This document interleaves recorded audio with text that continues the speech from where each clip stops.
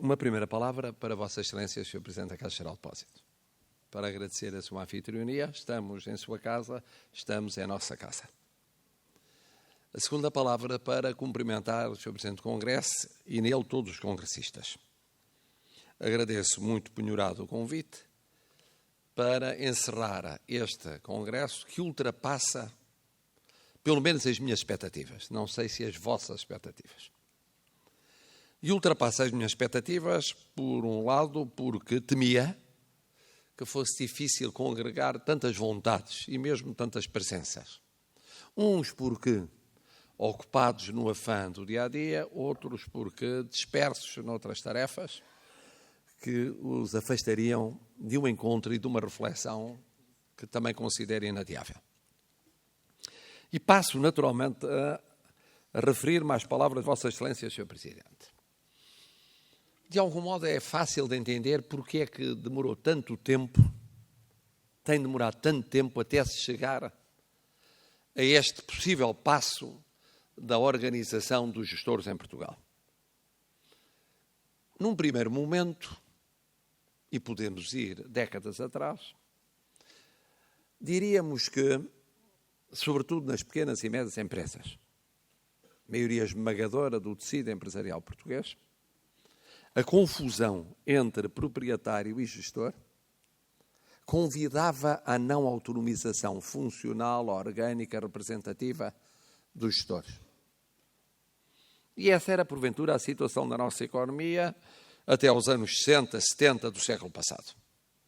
Depois, as nacionalizações e expropriações ocorridas levaram ao aparecimento de um grupo relativamente homogéneo de gestores públicos, funcionando com um estatuto próprio e tendo uma organização específica, embora não assumida em muitas das circunstâncias, deixando de fora, portanto, a situação dos gestores privados.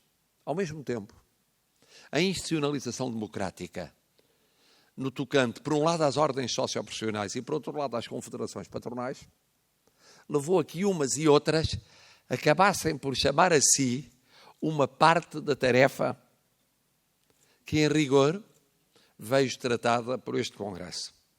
As associações profissionais, porque pelo menos 2 ou 3 delas entendiam que uma parte da representação dos seus associados tinha a ver com a gestão de empresas.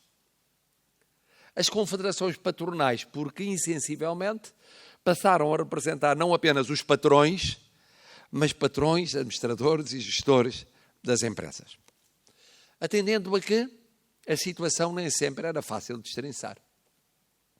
Olhemos para a agricultura, olhemos para o comércio, olhemos até para muita pequena e média indústria. Já não falo nas microempresas, muito menos na startup.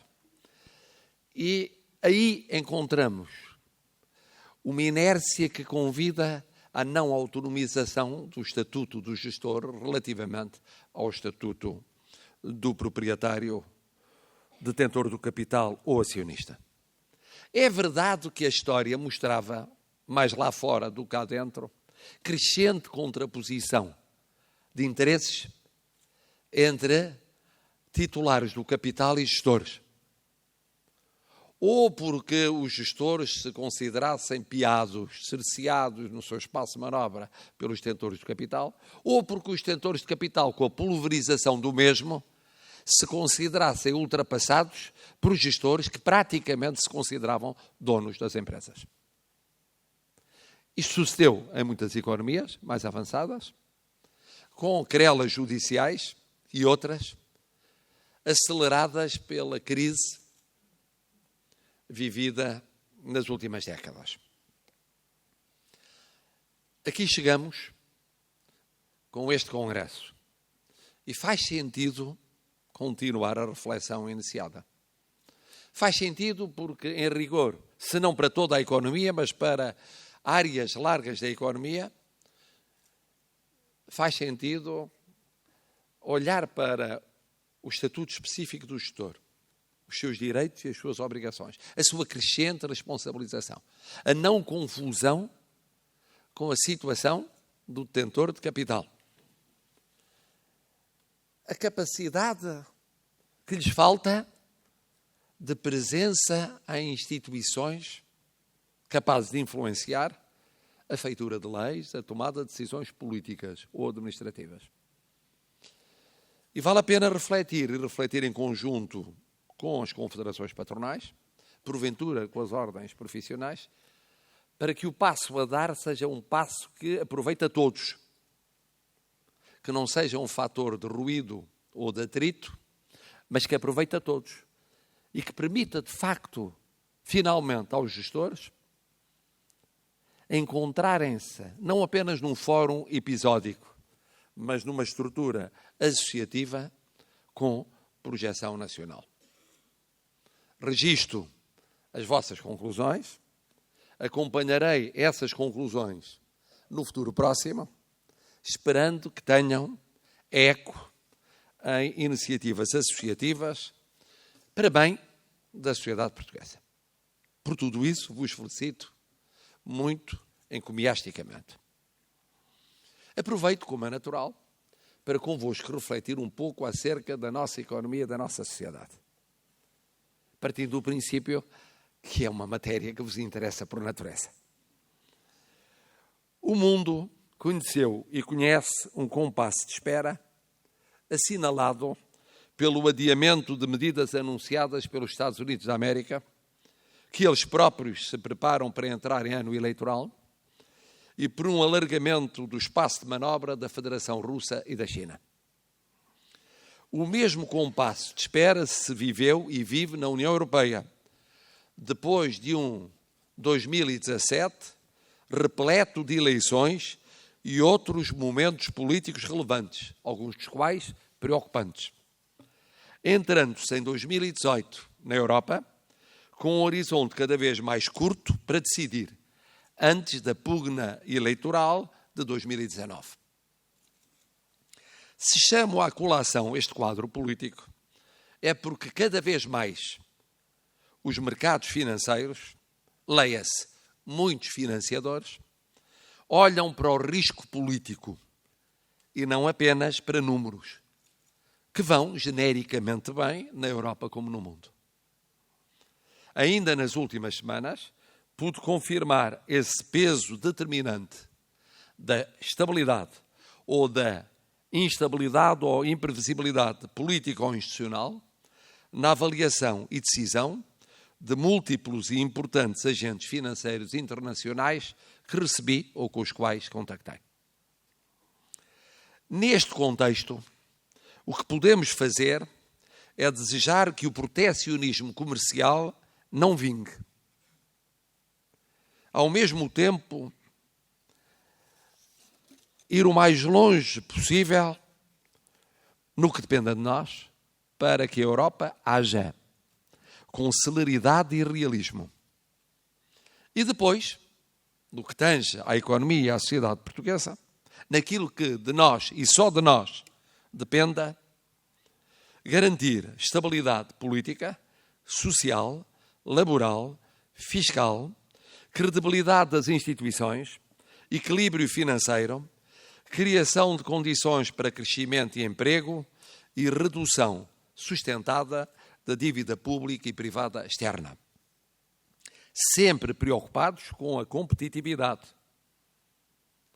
que não podemos comprometer, ignorando o universo que nos rodeia.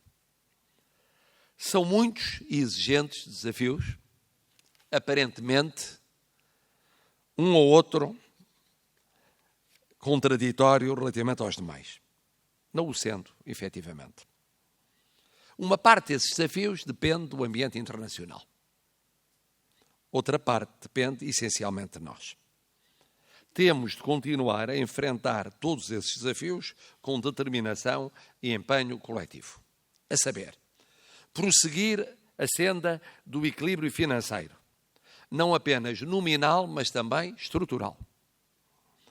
A redução possível do custo da dívida e também, e sempre, do seu elevado montante, com reforçada aposta em exportações e investimento, que o mesmo é dizer produtividade e competitividade, que são condições básicas de crescimento, emprego e coesão social. Atentos a evitar aventuras em termos de compromissos plurianuais, projetados para além da legislatura.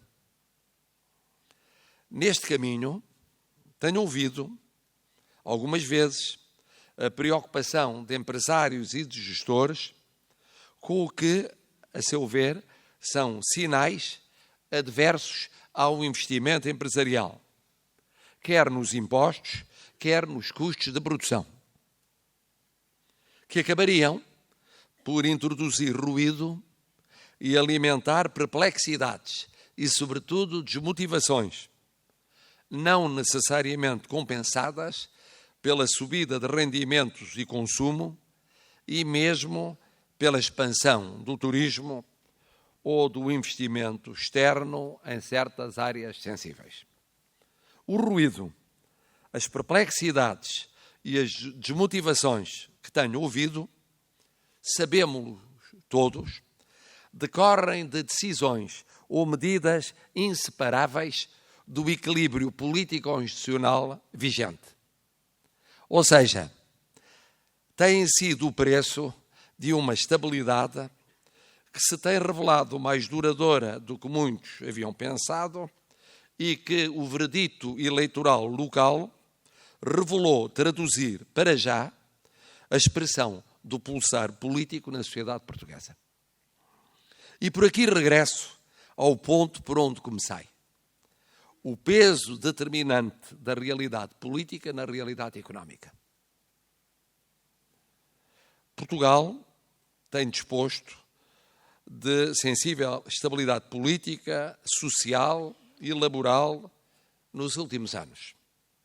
Quanto à estabilidade fiscal, ela tem sido menos marcada, porque tem conhecido passos favoráveis na reposição de rendimentos mais deprimidos ou sacrificados pela crise, mas olhado menos para estímulos empresariais.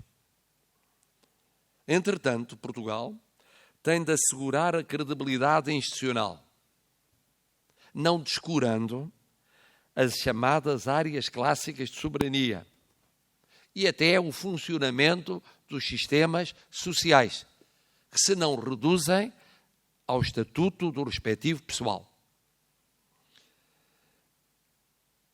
E, para tanto, tem de revelar, até ao fim da legislatura, por um lado, uma área de governação forte e estável, mas, por outro, uma área de oposição capaz de superar divisões e de se apresentar como alternativa de futuro. Até porque ilusórios blocos centrais não cabem nesta realidade imediata. Deste processo político, no qual são manifestamente indesejáveis crises ou surtos sociais inorgânicos, como os verificados nos últimos tempos, fruto de insuficiência dos agentes políticos e sociais orgânicos, desse processo político depende largamente o processo económico. E, portanto, o saldo desse processo em 2019.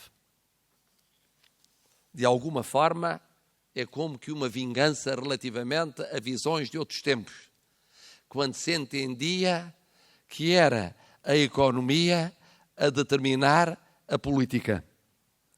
A realidade tem demonstrado ser a política, nas suas formas institucionais, a condicionar alguns passos da economia.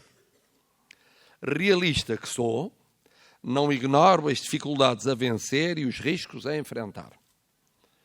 Otimista que também sou, sobretudo porque conheço a indomável vontade dos portugueses, tudo farei para que o processo político ajude decisivamente à competitividade, ao crescimento e, portanto, ao sucesso económico. sempre a pensar que ele só vale a pena se for social. Isto é, se projetar na vida concreta de todos e de cada um dos portugueses, que, como sabemos, são a razão de ser de Portugal. Muito obrigado.